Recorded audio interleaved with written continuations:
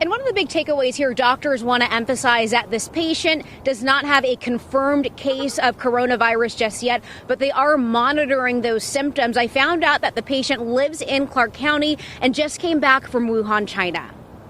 This is a new novel coronavirus, so there's a lot that we don't know about it yet. It's why doctors at a local hospital isolated a patient who showed signs of the novel coronavirus. It's important to note this is not a confirmed case, but a patient has been hospitalized with respiratory symptoms and a travel history that meets the criteria of the novel coronavirus. Dr. Michael Johnson with the Southern Nevada Health District told me the patient came back to the States from Wuhan, China, January 14th, then traveled to Las Vegas. The patient checked into a local hospital January 28th. Well, the CDC has suggested that the symptom onset can be anywhere from 2 to 14 days. It's very likely that the person could have come in through a port of entry asymptomatic, not having any symptoms, and so they wouldn't have had an increased temperature necessarily, or fever, cough, or shortness of breath. Nothing to set off any red flags during a screening test at the airport.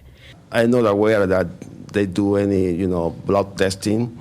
So that would be the only way to identify coronavirus. The Centers for Disease Control and Prevention expanded its enhanced health screenings to 20 airports as part of its efforts to identify people who may have the illness. While people in China fight a full-fledged outbreak, there are 5 confirmed cases of the coronavirus in the U.S.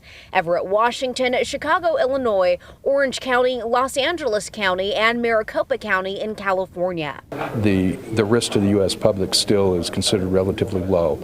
But obviously keeping a very close eye on this as it unfolds. And one of the ways this virus spreads is through person-to-person contact. But as you just heard, it is still very low risk for the U.S. So not to worry, but you should be cautious. And the specimens for this patient were sent to the CDC, and they are going to go ahead and run those lab tests to see if they can confirm whether this is coronavirus. We should find the results between the next 24 to 48 hours. Reporting live, Abby Tedros, Fox 5 News, local Las Vegas.